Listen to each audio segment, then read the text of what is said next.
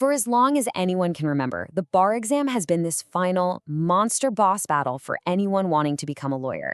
But that's all about to change. A massive shift is coming, a total recalibration of the test. So today, we're going to break down everything you need to know about the new NextGen Bar exam. Okay, so here's our roadmap. First, we'll take a quick look at the exam we all know and, well, the exam we all know. Then we're going to dig into the why behind this huge change. We'll put the old test and the new one head to head, see what's different, and then we'll walk through what it's actually going to feel like to take the new exam. And finally, the most important part, the timeline and takeaways you absolutely need to know. All right. So before we can really get into where we're going, we have to understand where we've been. Let's set the stage with the test that has been the standard for, well, for decades. And let's be super clear about this. This is not just some minor tweak. We're not just talking about a few new questions. This is a complete, top-to-bottom rethinking of how we decide if someone is ready to be a lawyer. It's a seismic shift, for sure.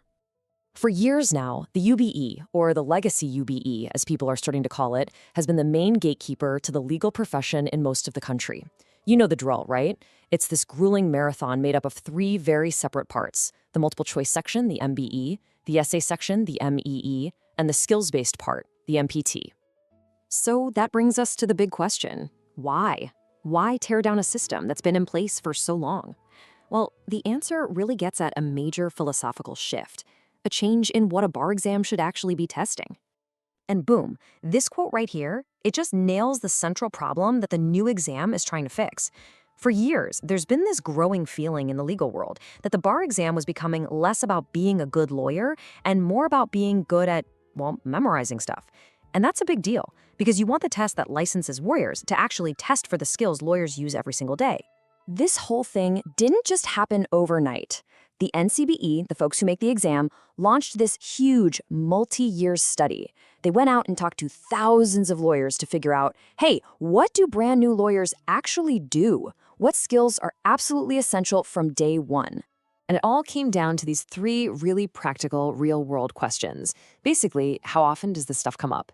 Is it something every lawyer needs to know, or just specialists? And maybe most importantly, what's the damage if a new lawyer gets this wrong? It's all about aligning the test with reality. And here's what they came up with. It's a whole new philosophy. Instead of this super broad, kind of shallow test on 14 different subjects, the NextGen goes deep on 8 core subjects. But, and this is the real game changer, it directly tests 7 practical skills. Things like counseling a client, negotiating, legal research, stuff that was only ever indirectly tested before. Okay, so we know the why behind the change. Now let's put these 2 exams side by side. What really is the difference when you get down to it? This chart gives you the perfect snapshot. Right off the bat, the new exam is shorter, 9 hours over a day and a half instead of 12. It's way more focused, cutting the number of subjects you need to know almost in half. And it's integrated, which just means it mixes everything together instead of having separate sections for multiple choice and essays. The whole focus is shifting from pure memorization to practical application. And if we drill down into the subjects, you can see some major cuts. The core stuff like contracts and torts, still there. But those really specialized subjects, the ones that new lawyers don't see every day, like secured transactions or trusts and estates, they're gone from the foundational test. And here's a little curveball. Family law is out at the beginning, but it's actually scheduled to come back in July 2028. Interesting. So what's it going to be like to actually sit down and take this thing? It's fully computer-based, and the whole experience is designed to be completely different from that old marathon of bubbling in dots and frantically handwriting essays. Yeah, the days of those separate, siloed sections are over. The new format blends everything together. You'll still get some multiple-choice questions, but now there are these new ones with 6 options where you have to pick the 2 best answers. Then you'll see these integrated question sets where you get a bunch of documents and a fact pattern, and you have to answer different types of questions about it. And finally, the performance tasks are shorter and more focused, designed to feel more like a real assignment you'd get at a law firm.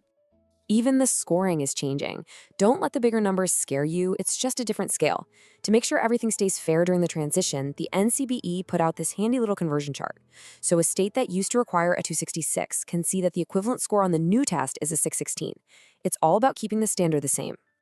Okay, this is it. This is the "what does this actually mean for me" section. If you're in law school or even thinking about it, these next few slides are absolutely mission critical. Let's talk about the timeline and how you should be thinking about your prep. So here's the deal. This is a gradual rollout. The very first NextGen exam will be given in July of 2026, but only in a few states. The old UBE gets one last ride in February 2028. After that, it's gone. By July 2028, every state using the uniform exam will have switched over. The bottom line, depending on when and where you plan to take the bar, you really need to pay attention to which test you'll be taking. And of course, when the test changes, the entire bar prep industry has to change with it. This chart is pretty interesting. It shows that some of the more digitally focused companies are seen as being a little more ready for the new format, probably because it's so focused on skills and interactive problem solving, which fits their model pretty well. Listen, if you only remember one thing from all of this, let it be this right here.